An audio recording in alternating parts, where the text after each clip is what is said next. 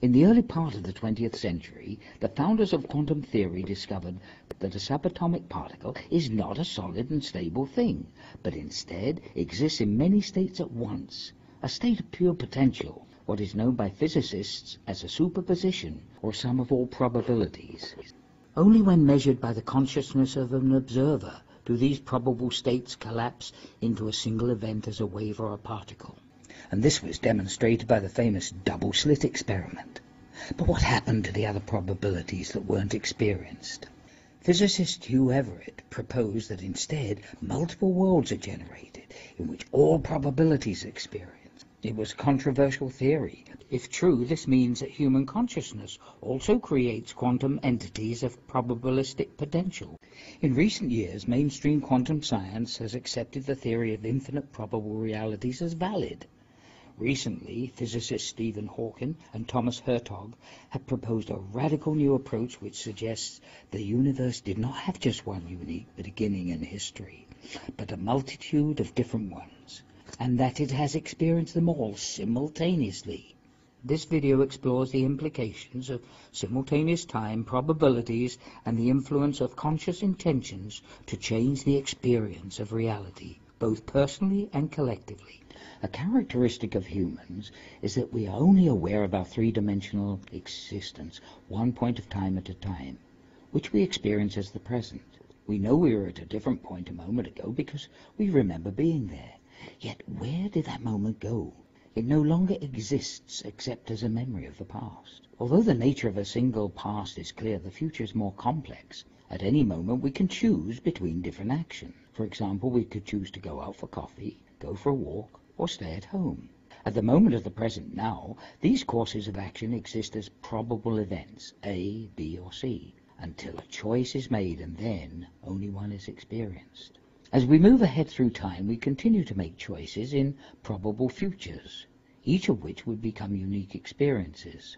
However, if there are parallel realities, all these probable future events that we choose not to experience would also exist, but beyond our awareness. And this leads to the question that if probable events exist, who is the person that experiences them? According to Everett's theory, for every future there would be alternate probable realities in which another version of the self, or probable self, experienced the events not chosen by us. In this scenario, the reality experienced by the probable self would appear to be the only real version, and we would be the probable self when viewed from that perspective. Building on this idea, if future probabilities expand out from this present moment, then the same would be true for all past moments. The range of probable events would therefore form a vast web or plane of probabilities, a new dimension, the fifth dimension, or spacious present. However, our identity or observer self would still only experience one present now, and have a memory of its prior experience only along one strand of probability. This model raises intriguing dilemmas in two ways.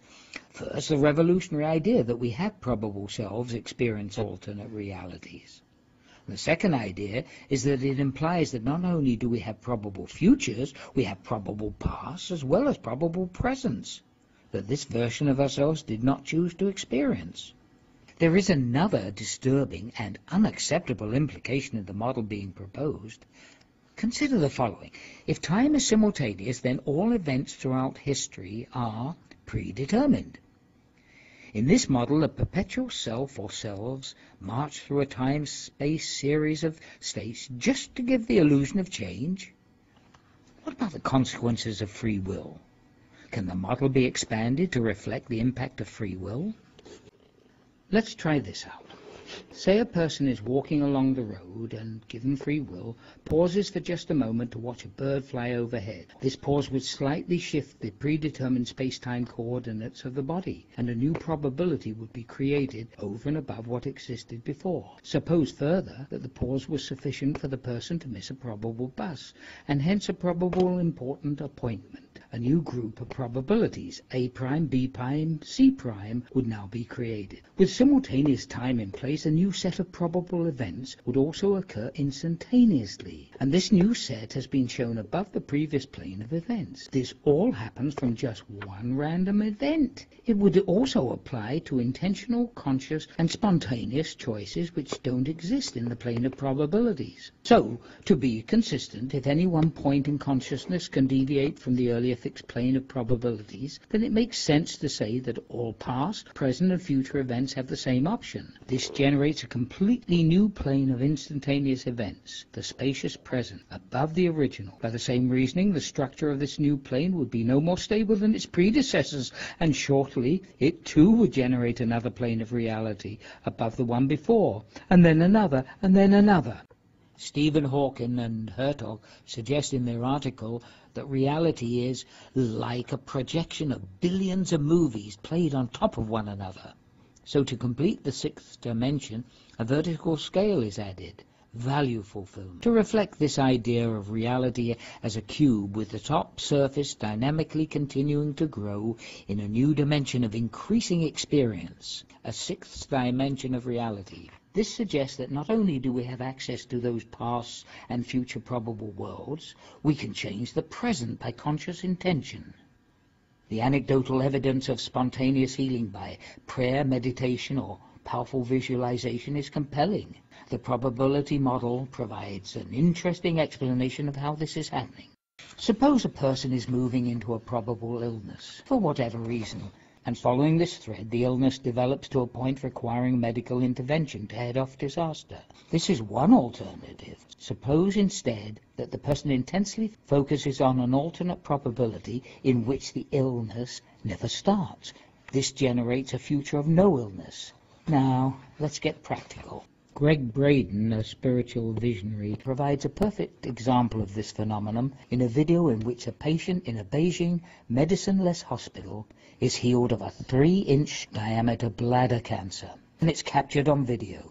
I'll let Greg's own narrative give truth to this incredible story. So in the video documentation, the film shows a woman lying on in a hospital room. She's fully awake, she's fully conscious, she believes in the process that's about to happen. Before her, there is an ultrasound technician who is running an ultrasound wand over her lower abdomen that we can see on a split-screen television.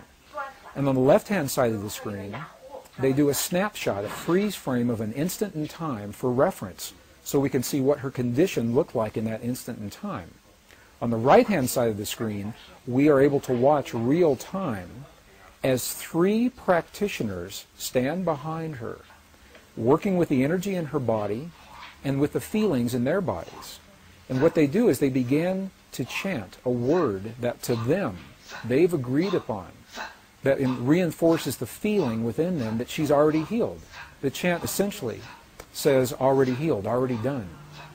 And as they begin to have this feeling and to say these words among themselves, on the computer screen, on the television screen, we can watch in real time this cancerous tumor as it disappears in less than 3 minutes real time. It's not like... Wow, a tumor gone in 3 minutes. What a powerful demonstration of individual healing by intentional focus moving laterally across the timeline. What if this can be applied to society as a whole? For at the present time, humanity's experiences instability, discord, and widespread fear. Now is the opportunity.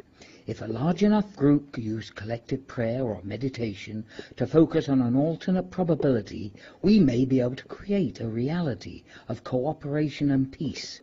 Many organizations are focusing on care and compassion for world peace. Global Coherence Network is a mainstream example, which is a science-based initiative to unite millions of people in heart-focused care and intention.